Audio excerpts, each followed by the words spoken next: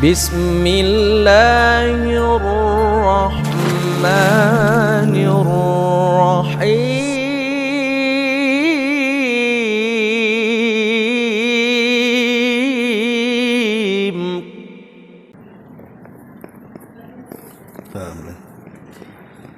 Bismillahirrahmanirrahim.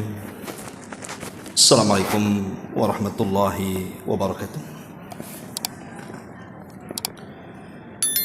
Alhamdulillah wassalatu wassalamu ala rasulillah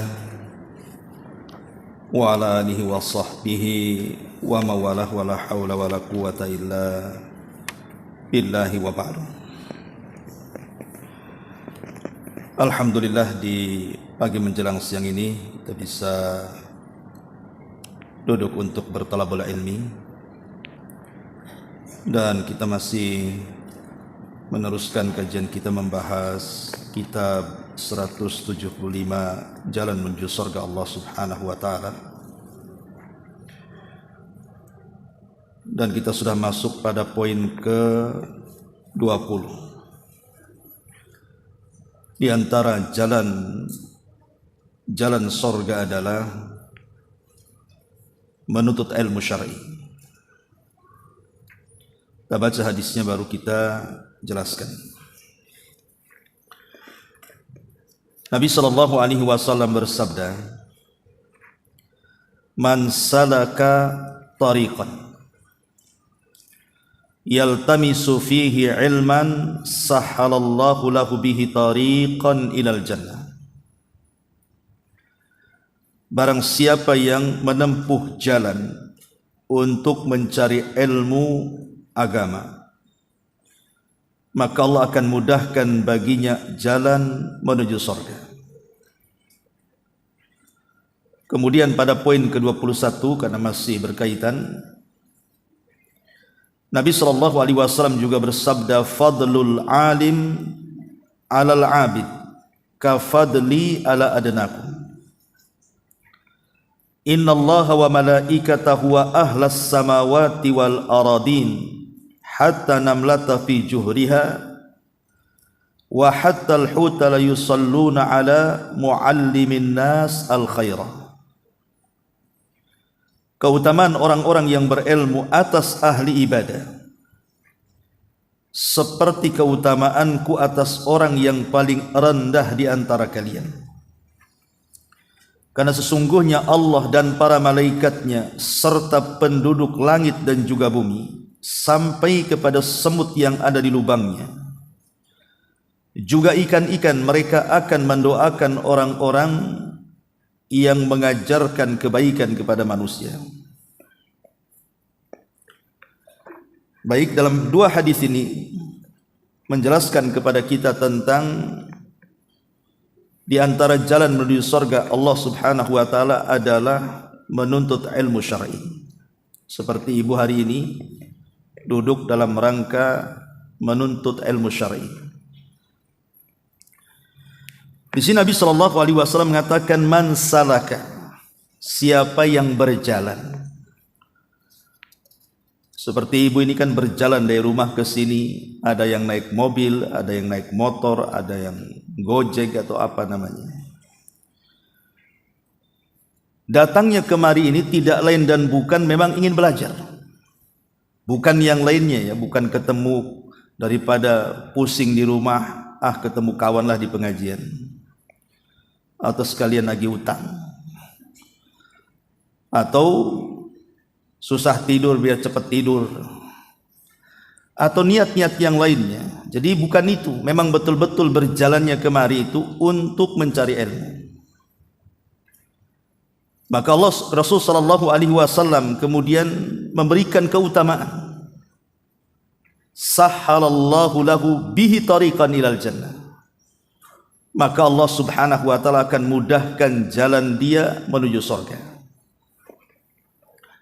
Jangan lagi perkara agama, Bu. Perkara dunia saja kalau tahu ilmunya itu akan mudah. Ibu cari alamat contohnya. Kalau ibu sudah tahu alamatnya, tahu rumahnya, tahu gangnya, tahu RT RW-nya, nggak mungkin nyasar, karena ibu punya pengetahuan soal itu. Bahkan bisa ngasih tahu orang lagi, oh di sana alamatnya, jalannya lewat sini, lewat situ. Ini soal dunia. Kalau punya pengetahuan itu dimudahkan semuanya. Lah soal agama juga sama. Jadi kalau kita memiliki ilmu tentang agama ini, bagaimana cara sholat, bagaimana cara puasa, bagaimana cara haji, zakat dan yang semacamnya, maka akan mudah kita ini mengamalkan, dan dengan itu pula Allah mudahkan jalan kita menuju surga. Karena pengetahuan itu adalah kunci utama kita ini mengarah ke surga.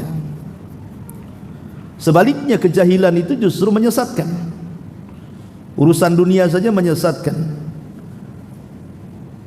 Makanya Syekhul Islam Ibn Taimiyah rahimahullahu taala mengatakan, separuh ilmu dalam dunia kedokteran itu bukan menyembuhkan, justru memperparah pasien. Separuh ilmu soal bangunan bukan mendirikan, boleh jadi bangunan itu bisa merobohkan. Lah separuh ilmu dalam agama juga berfatwa, bukan memberikan hidayah, terkadang menyesatkan. Makanya kemudian ilmu ini penting, baik urusan dunia ataupun akhirat. Lah di sini Nabi SAW menjelaskan siapa yang berjalan. Artinya dalam menuntut ilmu itu ada sunnah para ulama yang disebut dengan ar-rihlatu li talabul ilmi, melakukan rihlah, perjalanan untuk menuntut ilmu. Karena ilmu itu bukan datang sendiri, tapi didatangi, Bu. Sebagaimana perkataan Abdullah ibn Abbas radhiyallahu anhuma, al-ilmu yu'ta wa la ya'ti. Ilmu itu didatangi, bukan datang sendiri. Dan ilmu itu dengan belajar, bukan dengan angan-angan. Al-ilmu bitta'allum la bitta'ammul.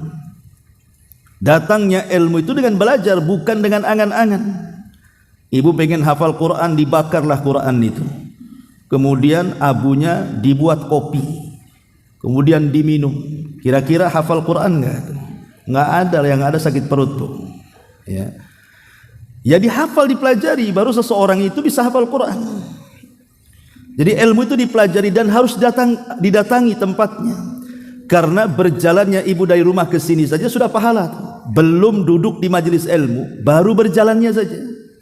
Dari rumah kemari itu sudah dianggap seperti orang yang berperang di jalan Allah. Jadi kalau Allah takdirkan kemudian di perjalanan, kemudian entah kecelakaan, entah apa, kemudian akhirnya dia meninggal dunia, maka dihukum mati syahid. Tapi jangan sengaja ditabrak-tabrakan biar mati. Artinya memang qadar Allah lah seperti itu. Karena Rasul yang mengatakan talabul ilmi kal mujahid fi sabilillah, bahwa menuntut ilmu itu seperti orang yang berjihad di jalan Allah. Sedikit cerita tentang para ulama.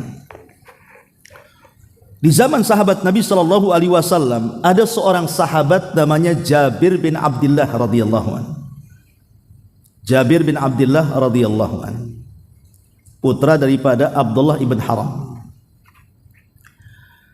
Dia mendengar hadis Nabi SAW dari salah seorang sahabat yang sama-sama tinggal di kota Madinah. Masalahnya, sahabat yang mendengar hadis itu tidak mendengar langsung dari Nabi, tetapi mendengar dari sahabat lain namanya Abdullah ibn Unais. Lah Abdullah ibn Unais ini dulunya tinggal di Madinah, kemudian hijrah ke Syam.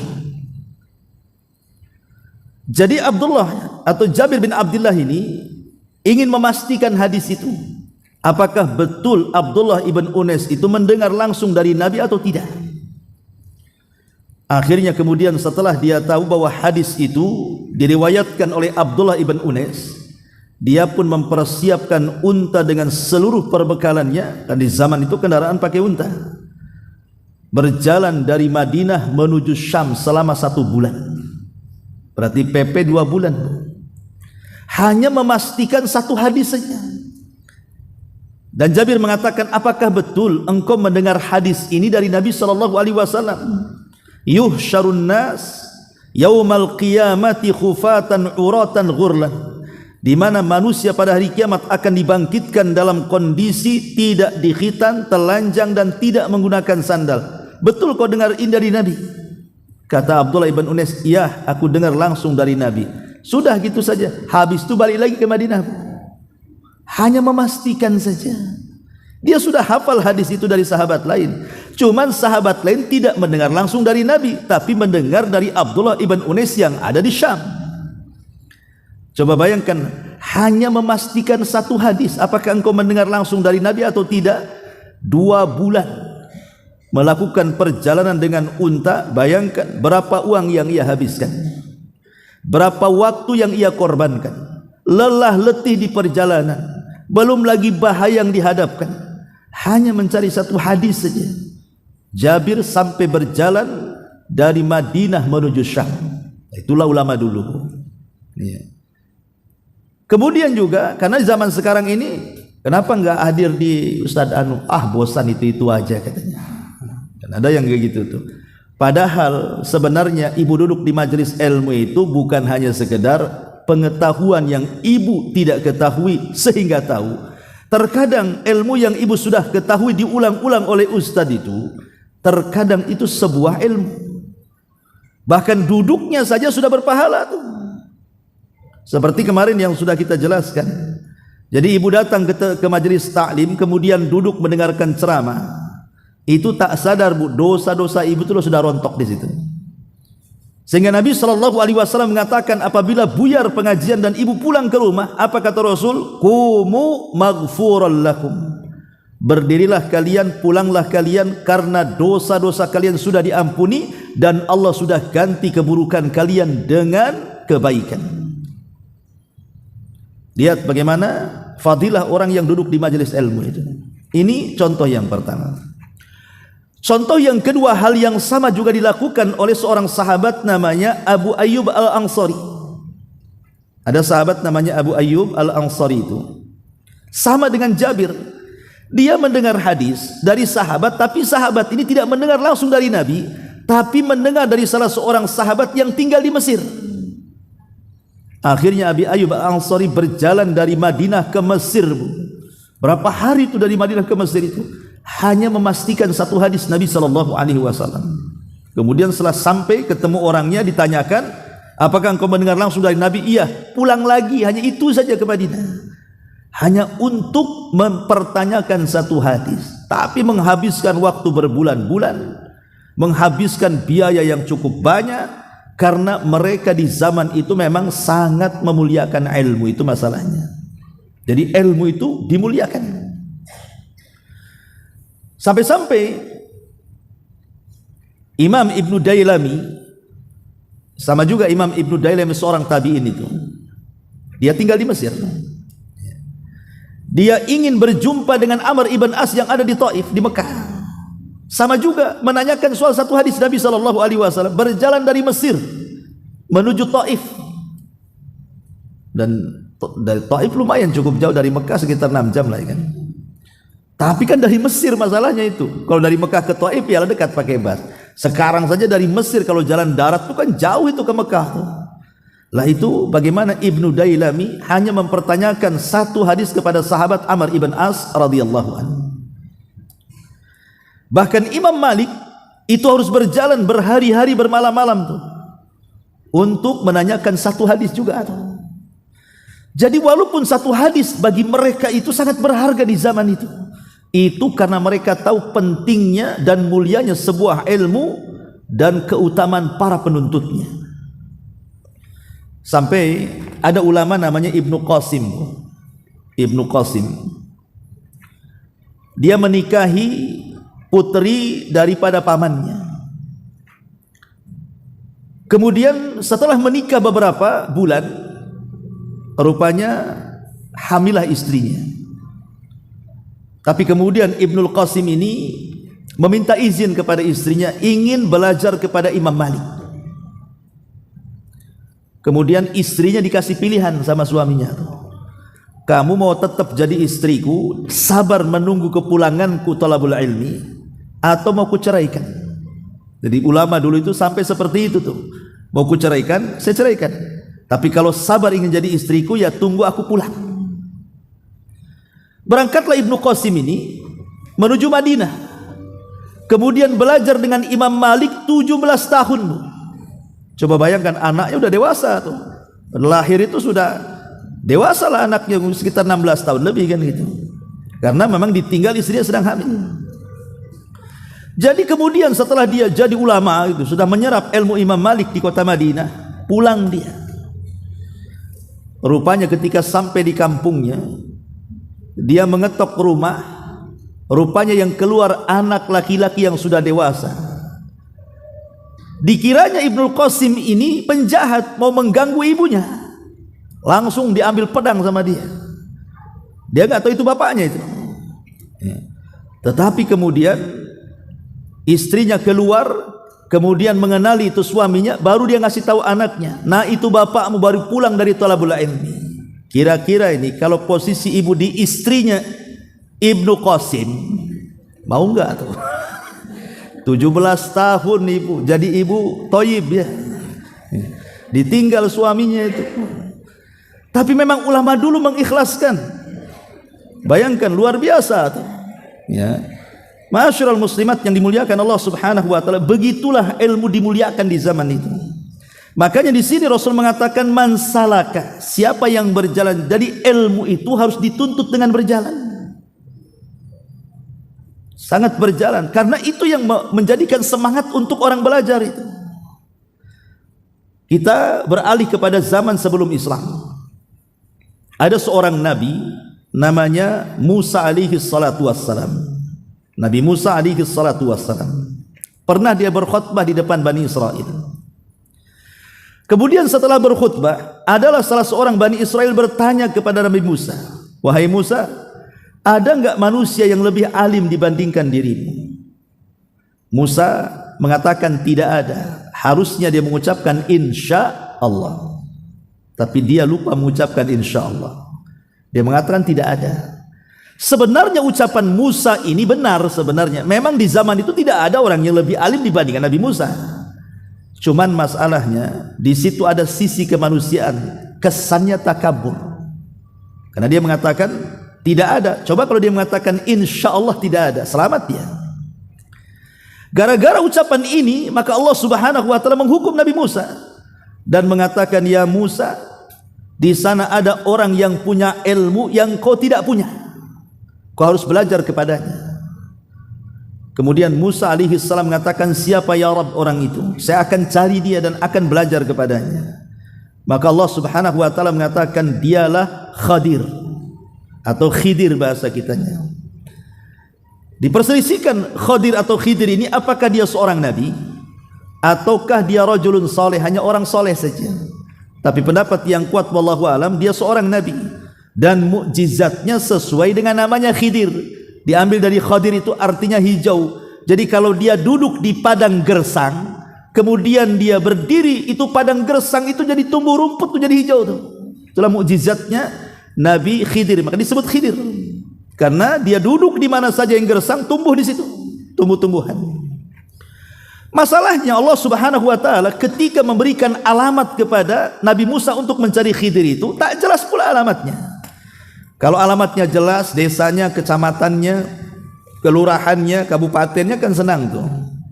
Ini enggak, cari dia di pertemuan dua air lautan. Itu saja alamatnya. Cari dia di pertemuan dua air lautan itu.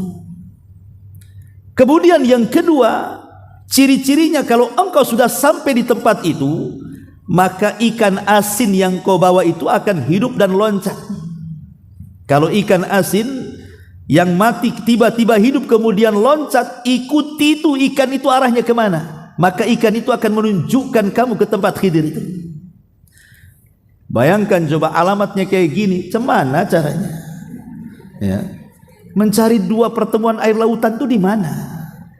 Tapi Nabi Musa alaihi salatu wasallam sudah berazam karena ini perintah Allah, maka Musa pun siap untuk mencari Khidir dan tidak akan pulang sebelum berjumpa. Akhirnya kemudian Musa membawa pembantunya namanya Yusha ibn Nun, yang kelak akan jadi nabi dan meneruskan perjuangan Nabi Musa.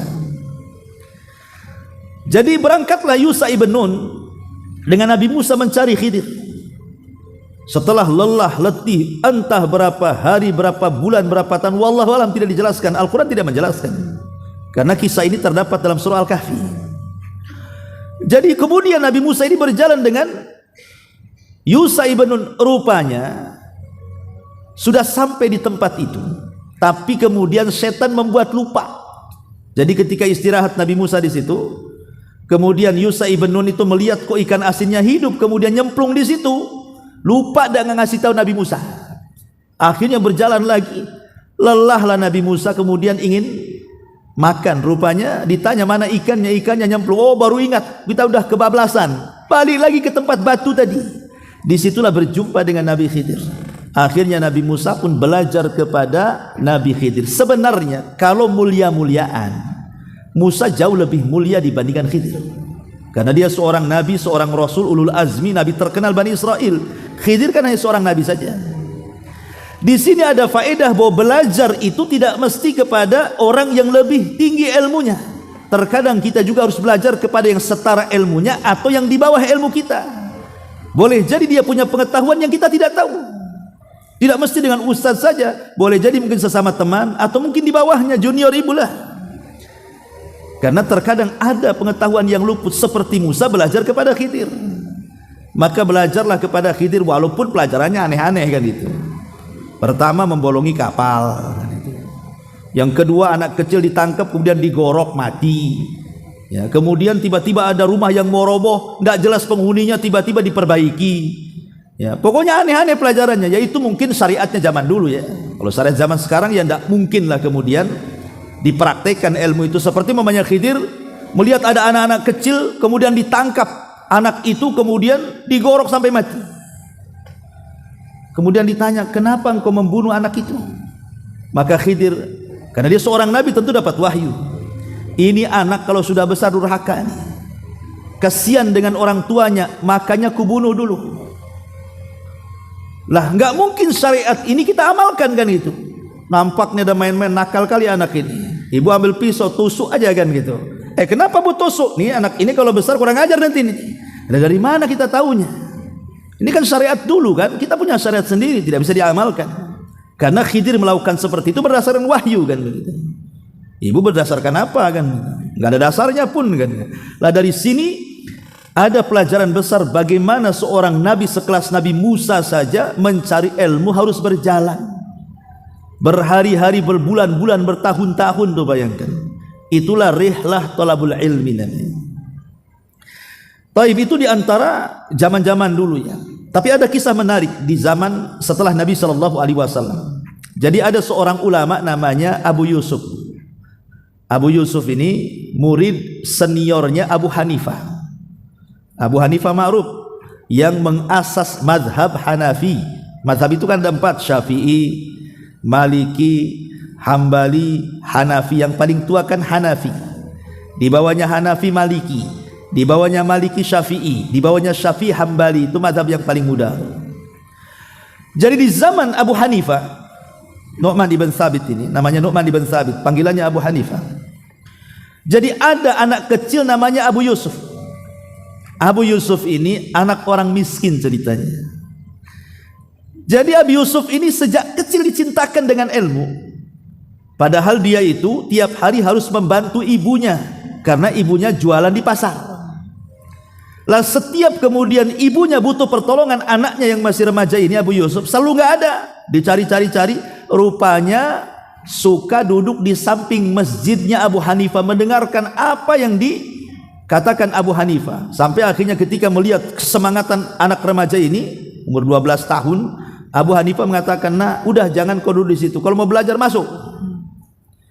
Dan ketika melihat kesemangatan itu, Abu Hanifah suka dengan Abu Yusuf ini.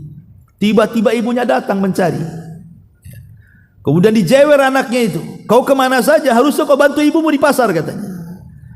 Kata Abu Hanifah, biarkanlah anakmu itu belajar di sini. Kata ibunya, belajar gimana? Cari makan aja susah katanya. Mau belajar pula katanya. Ayo ikut ibu ke pasar katanya. Kata Abu Hanifah, sudah gini saja. Berapalah penghasilan kamu sehari itu? Sekian dan sekian gini. gimana kalau seandainya kuberi kau uang setiap hari sesuai dengan penghasilanmu, biarkan anakmu belajar. Cari ustadz kayak gini kalau ada. Akhirnya kemudian Abu Yusuf tumbuh dewasa. Oh ya, ketika dalam dialog ini, ibu tadi itu marah dan mengatakan, engkau sudah merusak anakku wahai Abu Hanifah. Gara-gara kamu dia malas bekerja, katanya. Jadi Abu Hanifah mengatakan, Bu, biarkan anakmu belajar kepadaku. Nanti satu hari anakmu akan makan makanan faluzah. Faluzah itu makanan lezat yang tidak dimakan kecuali seorang raja, khalifah. Ibunya senyum-senyum kayak orang gila saja kau Abu Hanifah. Orang miskin makan-makan faluzah, dari mana ceritanya, katanya. Akhirnya setelah Abu Hanifah deal-dealan tadi ngasih uang per hari biar anaknya belajar, rupanya Abu Yusuf ini memang luar biasa. Cerdas sekali, dari seluruh murid Abu Hanifah dia yang paling cerdas.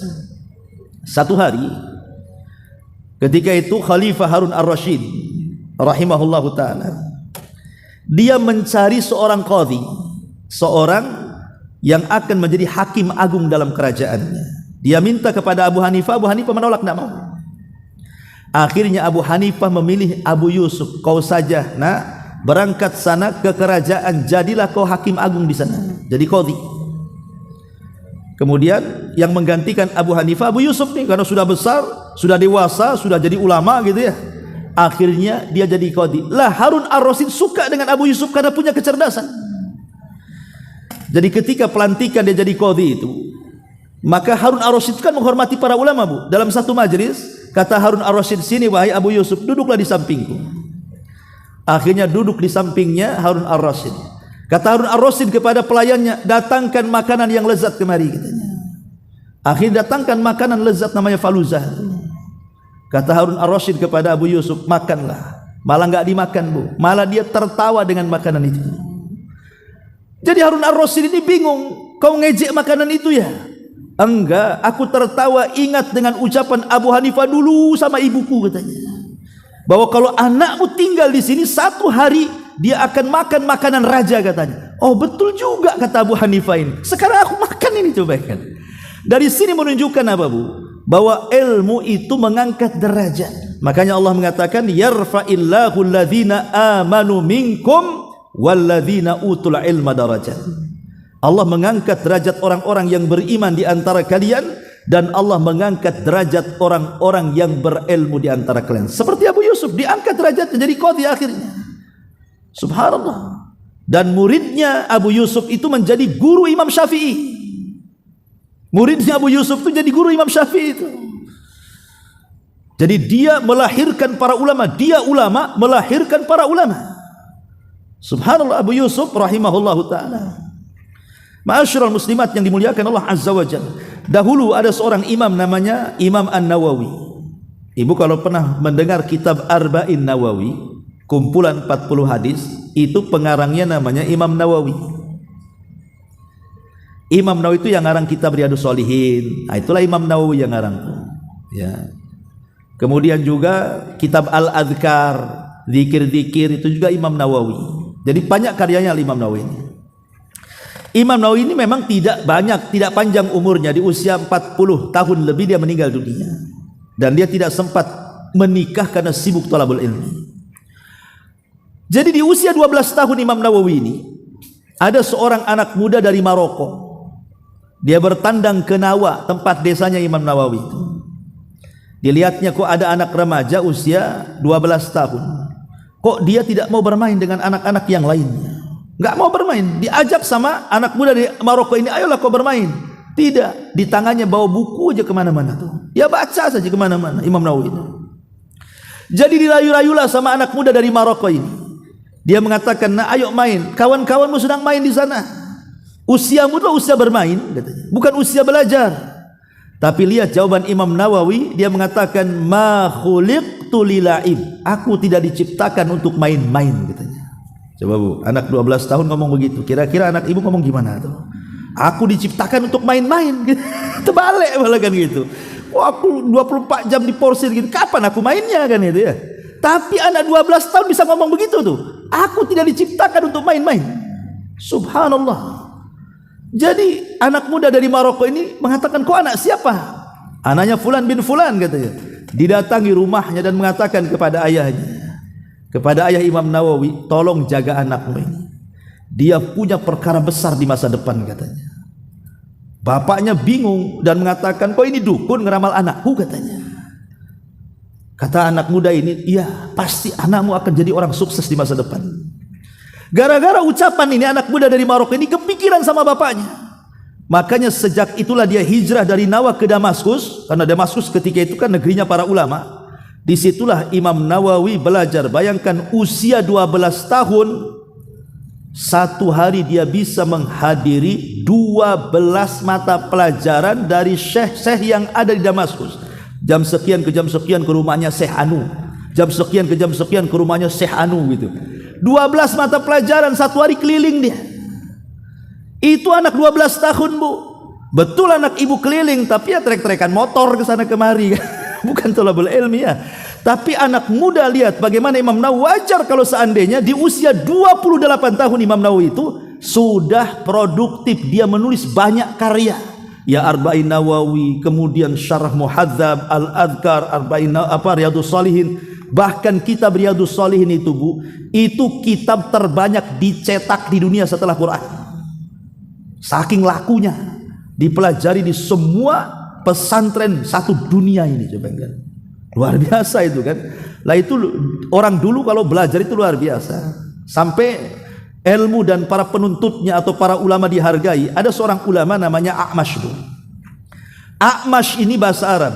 Ada a'ma, ada a'mash. Kalau a'ma itu orang buta, disebut a'ma dalam bahasa Arab. Kalau a'mash dia tidak buta tapi rabun. Kalau berkedip mengeluarkan air mata, kemudian ketelan, kemudian dia meludah. Selalunya a'mash itu kalau dia mengedipkan mata, keluar airnya, ketelan, kemudian diludahkan ke sebelah kiri. Bah, gitu biasanya. Tapi dia ulama besar, Bu. Satu dunia orang belajar kepada Imam A'mash ini. Jadi satu hari ada anak muda, dia murid baru, dia tidak tahu kebiasaan A'mash ini. Jadi biasanya sebelah kiri itu dikosongkan, Bu, tidak ada orang duduk di situ, karena A'mash biasa meludah ke situ. Ya. Jadi anak baru ini saking semangatnya dia kan, ingin belajar, masjid sudah penuh nih. Dari kejauhan, kok sebelah kiri Imam A'mash kok tidak ada yang mau duduk di situ ya? Ini kesempatan saya di situ. Saya bayangkan, Bu. Akhirnya dia berusaha itu sampai melangkahi orang, berhasillah kemudian di situ. Orang-orang sudah mengisyaratkan karena mereka tidak berani ngomong. Sebab di pengajian Imam A'mash itu ada satu yang berisik saja langsung tutup buku, nggak ada kajian. Betul-betul senyap, nggak ada orang, nggak boleh ngomong. Itu di pengajiannya A'mash tuh, serius betul dia kalau ngomong. Jadi orang sudah mengisyaratkan jangan-jangan gitu maksudnya. Tapi dia anak baru tak paham. Duduk pula di situlah. A'mash ini kan rabun, nggak tahu, dia lihat pun susah. Ya setiap pengajian hadasannya ceprot kena lagi. Jadi dia sepanjang pengajian itu rambutnya penuh ludahnya A'mash, Bu. Subhanallah, coba ingat coba. Tapi anak muda ini sabar, tetap gitu. Udah setelah ketahui enggak mau lagi duduk di situ ya, Bu. Tapi sampai seperti itu. Bahkan Imam A'mash ini dia kalau menguji orang yang apakah Anda ini seorang thalabul ilmi yang betul-betul mencari ilmu atau yang hanya main-main saja, rumahnya A'mash itu sampai dipagari, Bu. Enggak ada pintunya. Pintunya dari belakang. Itu A'mash saja yang keluar masuk dari situ. Kalau thalabul ilmi mau menemui dia harus masuk dari lubang kecil. Jadi tembok dikelilingi, dikasih lubang, hanya cukup kita masuk dalam kondisi merangkak. Kemudian di dalam disediakan anjing galak. Jadi kalau masuk nengok anjing itu nggak jadi lagi dia. Kalau dia berhasil masuk, kejar-kejaran dengan anjing itu, Bu. Kemudian dia berhasil masuk ke Imam A'mash, dapat satu hadis dia. Coba sampai diuji orang zaman dulu belajar itu sampai seperti itu, dikejar-kejar anjing dulu baru dapat satu hadis tuh. Ibu kesini nggak dikejar-kejar siapa, Bu, kecuali dikejar-kejar debt kolektor ya. Ya nggak tahu. Tapi kan di situ bagaimana zaman dulu itu belajar itu sampai ujiannya kayak gitu loh. Karena ilmu itu memang betul-betul dihargai dan para ulamanya juga dihargai. Orang sekarang ini jangan lagi ilmunya, ustadznya nggak dihargai. Cemana mau berkah ilmunya? Makanya di sini pada poin yang ke-21-nya lihat bagaimana keutamaan orang alim. Nabi SAW mengatakan fadlul alim alal abid ka fadli ala adnakum. keutamaan orang yang berilmu atas ahli ibadah itu seperti keutamaanku di atas orang yang paling rendah di antara kalian. Ya, kata Rasul. Jadi ibu yang duduk di sini itu lebih utama daripada orang yang di luar, walaupun mereka ahli puasa, walaupun mereka ahli sholat, walaupun mereka ahli baca Quran, walaupun mereka ahli zikir. Kalau mereka tidak pernah hadir di majelis ilmu, hanya pandai mengamalkan tapi tidak punya pengetahuan, maka orang thalabul ilmi itu satu saja di antara ibu lebih baik dibandingkan ribuan orang ahli ibadah di luar sana. Karena ada hadis yang mengatakan keutamaan orang alim dengan ahli ibadah itu seperti bulan di antara berseraknya bintang di langit. Coba hitung bintang itu berapa jumlahnya, nggak ada yang tahu jumlah bintang. Tapi sebanyak itu bintang di langit, dia tidak bisa menyinari bumi. Tapi satu saja bulan dia bisa menyinari bumi itu. Jadi walaupun ribuan ahli ibadah, ibadahnya untuk diri mereka sendiri, tapi orang yang punya pengetahuan itu manfaatnya untuk dia, plus juga didakwahkan kepada orang. Jadi dia memberikan cahaya untuk diri dan orang lain. Makanya Rasul mengatakan keutamaan orang yang menuntut ilmu dengan ahli ibadah itu seperti keutamaan bulan di antara sekian banyak bintang yang ada di langit. Kemudian kata Rasul, innallaha wa malaikatahu wa ahlas samawati wal aradina hatta namlata fi juhriha wa hatta al-huta la yusalluna ala muallimin nasil khairat. Sesungguhnya Allah, para malaikatnya, penduduk langit, penduduk bumi, sampai kepada semut yang ada di lubang, sampai kepada ikan yang ada di lautan, mereka semua bersolawat, artinya mendoakan ampun kepada orang-orang yang mengajarkan kebaikan dari manusia. Jadi orang-orang yang duduk di majelis ilmu itu akan ditasbihkan oleh semua makhluk yang ada di luar sana. Jadi semut-semut yang merayap di rumah ibu itu, makanya tidak boleh dibunuh, Bu, kecuali semut yang menyakiti. Jadi kalau seandainya ada satu semut merah gitu ya, gigit ibu, yang gigit saja dibunuh, Bu. Jangan pula kandangnya ibu bakar. Ya. Karena ada di zaman Bani Israel seorang nabi, gara-gara satu semut menyakiti dia, mau bakar satu sarang semut. Ketika dia sudah siapkan api, Allah mengutus malaikat untuk menegur Nabi Bani Israel itu dan mengatakan, apakah gara-gara satu semut kau bakar satu kampung semut? Mereka umat yang bertasbih, biarkan. Jadi kalau ibu mengusir semut, disapu saja. Ya, disapu. Jangan disemprot baygon, semua dicari lubang-lubang, mati bukan satu kampung, itu satu kelurahan, mungkin satu. Kalau mereka mungkin satu kecamatan kan itu ya. Jadi cukup yang menyakiti saja yang ibu bunuh. Kalau enggak menyakiti jangan. Mereka umat yang bertasbih untuk kita loh. Mereka bertasbih untuk kita, memintakan ampun akan dosa-dosa kita. Sudah bertasbih ibu bunuh pula dia kan. Gimana enggak berbuat baik sama semut itu namanya. Tapi saya enggak dengar tasbihnya. Ya enggak bisa didengar. Namanya makhluk lain, tasbihnya ya berbeda. Tapi Rasul yang mengatakan seperti itu ya samina wa ta'na sajalah. Ya. Lah dari sini menunjukkan bagaimana keutamaan orang alim, orang yang menuntut ilmu itu di atas ahli ibadah. Baik, kita akan jelaskan sedikit tentang keutamaan para penuntut ilmu itu biar ibu lebih semangat lagi untuk menuntut ilmu. Ma'asyiral muslimat yang dimuliakan Allah Subhanahu wa taala. Nabi sallallahu alaihi wasallam itu tidak pernah meminta kepada Allah Subhanahu wa taala untuk dilebihkan dari segi dunia. Tapi Nabi sallallahu alaihi wasallam hanya meminta kepada Allah itu untuk dilebihkan dari segi ilmu saja. Rabbi zidni ilma, ya Allah tambahkan ilmu pengetahuanku. Rasul tidak pernah mengatakan tambahkan hartaku, tambahkan bisnisku, tambahkan duniaku. Enggak. Rasul tidak pernah meminta kecuali tambahan ilmu. Rabbi zidni ilma, ya Allah tambahkan kepadaku ilmu. Makanya ayat yang pertama kali turun kepada Rasul, surah apa? Al-Alaq 1-5 dimulai dengan kata-kata apa? Iqra. Iqra itu artinya alat untuk mencari ilmu. Tanpa baca orang nggak bisa dapat ilmu. Makanya dengan baca itu orang dapat pengetahuan. Ayat yang pertama saja disyaratkan untuk mencari ilmu. Belum lagi Nabi SAW sampai kemudian menjelaskan tentang bagaimana Allah Subhanahu wa taala akan memberikan pahala yang mengalir sampai kepada kematiannya. Ingat kata Rasul apa? Idza mata ibnu Adam in qata amaluhu illa min thalathin, sadaqatin jariyah aw ilmin yuntafa'u bihi awwaladin salihin yadulahu. Apabila anak Adam meninggal dunia, tidak ada yang mengalir pahalanya kecuali 3 perkara. Sedekah yang mengalir, diwakafkan, kemudian ilmu yang bermanfaat. Nah, ini disyaratkan kepada ilmu. Ya.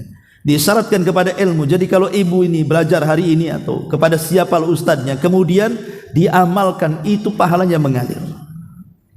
Kemudian juga Nabi SAW menjelaskan bahwa orang yang keluar menuntut ilmu, tadi saya sudah jelaskan di mukadimah, itu sama dengan orang yang keluar berperang di jalan Allah Subhanahu wa taala. Artinya sama dengan para mujahidin fi sabilillah. Bahkan lebih daripada itu, orang yang menuntut ilmu itu akan mewariskan warisan para nabi. Kata Rasul, al-ulama warasatul anbiya. Ulama itu pewaris para nabi.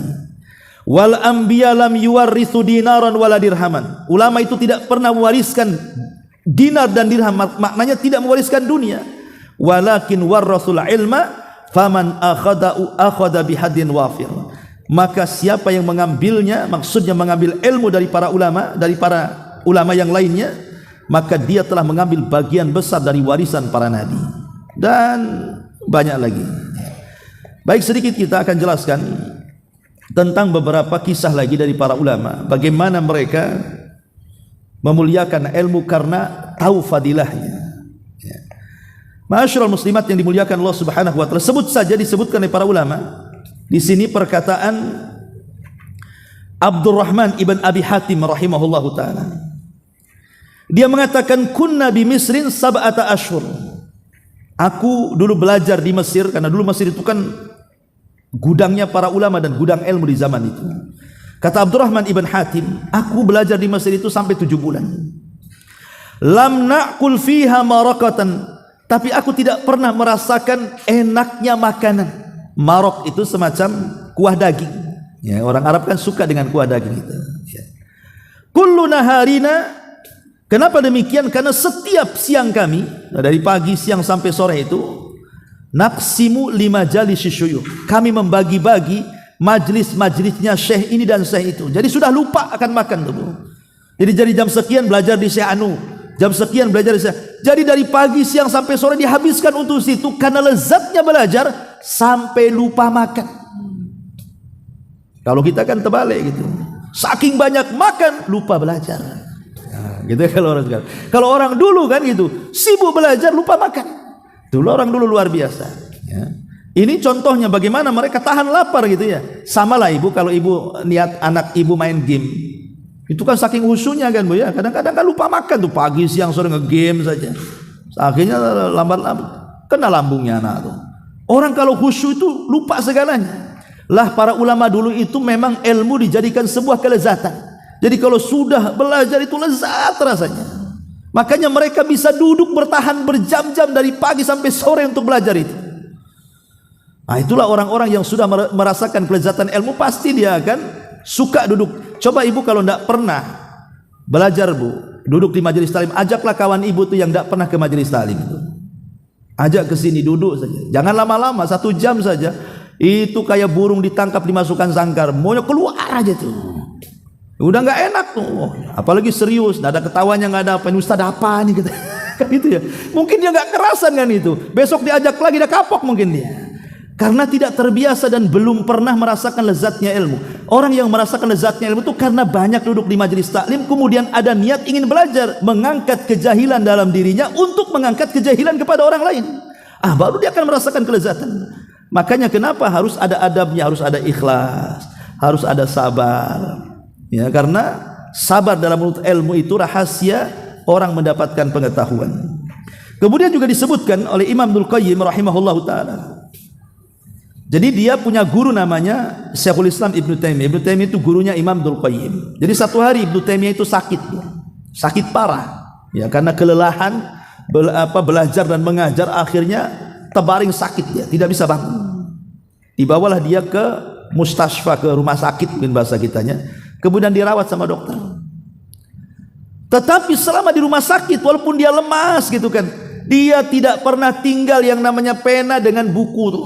Ditulis saja dari hafalannya. Jadi kata dokter ini, ya Imam, waktumu bukan waktu belajar, waktumu itu waktu istirahat.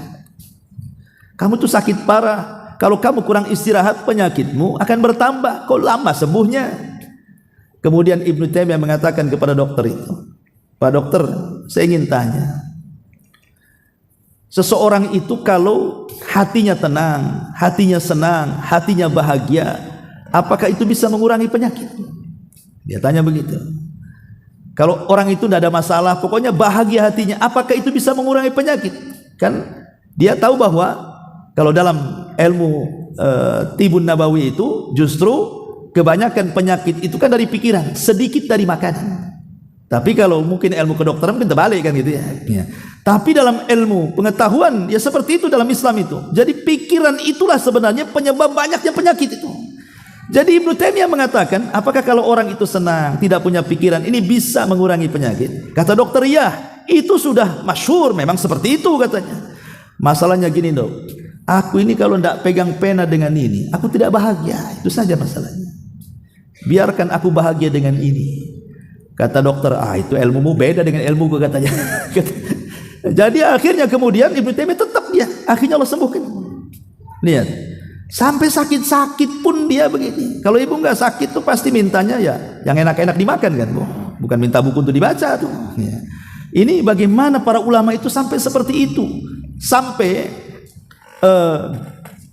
Ibnu Taimiyah rahimahullahu taala itu punya kakek lah, bapaknya ulama tapi tidak terkenal, tapi kakeknya terkenal, namanya Taqiyuddin Abul Barakat ya. Jadi cucunya Ibnu Taimiyah itu masih kecil lah. Kakeknya ini kalau belajar itu dia tidak pernah kenal waktu, dan jangan sampai ada waktu yang terlewatkan walaupun 1 menit.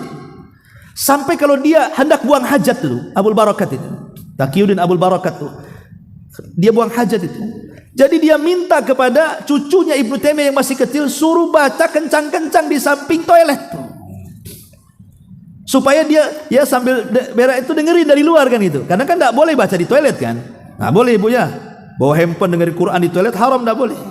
Tapi kalau dengar dari luar, ibu nyetel murotal, ibu sambil buang hajat di toilet, itu nggak ada masalah. Itu kan suara yang masuk, bukan dari toilet keluar. Ini dari luar ke toilet kan itu. Jadi cucunya suruh baca kencang-kencang tuh, Bu. Saking tidak mau ada waktu yang terlewatkan. Itulah ulama dulu seperti itu. Luar biasa kan itu. Ibu jangan lagi anaknya suruh baca, ibu nggak buang hajatnya tidak mau baca kok. Gimana pula kan? Orang sekarang ini himmah thalabul ilmi, semangat thalabul ilmi itu kadang-kadang sudah berkurang. Makanya ya tadi ya, sudah syukurlah Ustaz saya ngaji seminggu sekali tiap Jumat kok. Harus setiap hari ini gimana? Iya, menuntut ilmu kan tidak mesti harus duduk, Bu. Di rumah kan bisa dengar YouTube, bisa baca ini buku, bisa meringkas dan begitu seterusnya. Yang penting kalau memang ada kesempatan baca. Beli buku banyak, alhamdulillah sekarang sudah banyak kok diterjemahkan kitab-kitab para ulama itu, tinggal beli baca. Ya, kalau bisa itu mungkin pamannya ibu ingin belajar fikih kan, belilah buku fikih satu itu, baca 100 kali ibu, pasti ibu paham. Kalau baca sekali selesai ya nggak paham. Udah selesai baca lagi, selesai baca lagi. Karena para ulama dulu itu terkadang satu buku itu dipelajari sampai ratusan kali, supaya lebih paham, tidak akhirnya nempel ilmu yang di dalamnya itu. Nah ini diantara keutamaan menuntut ilmu. Wallahu a'lam. Ini sudah 9:30. Baik Bu, sebelum saya tutup, kalau ada yang mau bertanya silahkan.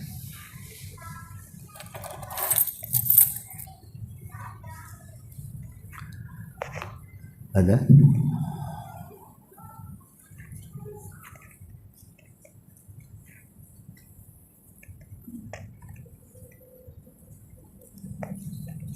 Assalamualaikum Ustaz. Waalaikumsalam warahmatullahi wabarakatuh. Benarkah nanti di akhirat zikir yang didalamkan manusia akan mengelilingi arasy Allah, bunyinya seperti lebah? Iya, itu ada hadisnya. Nanti ada juga di sini pembahasannya. Jadi ada zikir-zikir tertentu seperti tasbih ataupun la haula wala quwata illa billah. Ada zikir-zikir tertentu itu kalau kita baca, maka zikir itu akan terangkat ke langit sampai ke arsy, kemudian akan bersuara seperti lebah dan memberitahu siapa pengucapnya. Karena bedanya begini, amal soleh itu terbagi dua. Ada amal soleh yang bentuknya perbuatan seperti sholat, puasa, zakat, haji, baca Quran, pokoknya perbuatan. Ya. Dan ada amal soleh itu berbentuk ucapan. Ya, ucapan ini masuk membaca Quran, zikir, dakwah, berkata-kata yang santun dan begitu seterusnya. Ini perbedaannya. Kalau amal soleh dalam bentuk perbuatan itu terangkat karena malaikat yang mengangkatnya. Jadi malaikat yang mengangkat amalan perbuatan kita ke langit. Tapi semata-mata ucapan manusia, maka ucapan itu akan terangkat dengan sendirinya tanpa harus bantuan malaikat mengangkat amal kita. Jadi kalau ibu baca Quran atau berzikir atau mengajak manusia kepada kebaikan, itu sudah terangkat sendiri amalannya ke atas. Berdasarkan ayat Al-Quran, ilaihi yas'adul kalimit thayyib wal amalus salih yarfa'uhu. Kepada Allah lah semua kalimat-kalimat baik itu terangkat, dan amal soleh juga terangkat. Tapi lihat bahasa Arabnya, ketika menyebut kalimat yang baik, Allah menggunakan kalimat sa'ida yas'adu. Ketika bicara tentang amal soleh yang sifatnya perbuatan, Allah katakan yarfa'u. Satunya pakai sa'ida, satunya pakai rafa'. Dalam bahasa Arab itu dibedakan. Kalau sa'ida itu artinya naik dengan sendirinya. Tapi kalau rafa' itu orang yang menaikkan. Jadi kalau seandainya ibu ini berzikir, tidak usah nunggu malaikat bawa amalan kita dihadapkan Allah. Dengan sendirinya zikir kita naik ke atas. Tapi kalau amal soleh yang kita lakukan itu nunggu malaikat yang ngangkat setiap Senin dan Kamis, atau setiap subuh dan juga asar. Ya, ada yang sifatnya pekanan, ada yang sifatnya harian.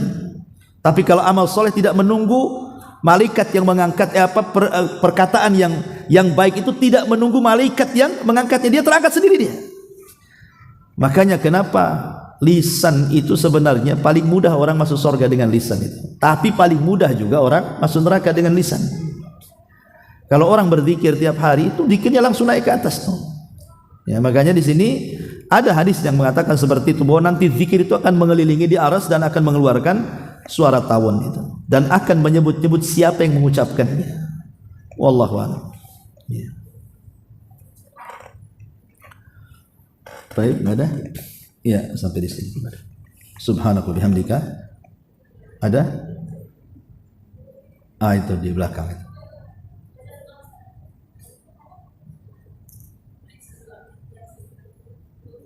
Sudah?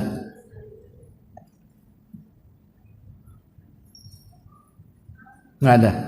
Subhanallah bihamdika, asyhadu an la ilaha illa anta astaghfiruka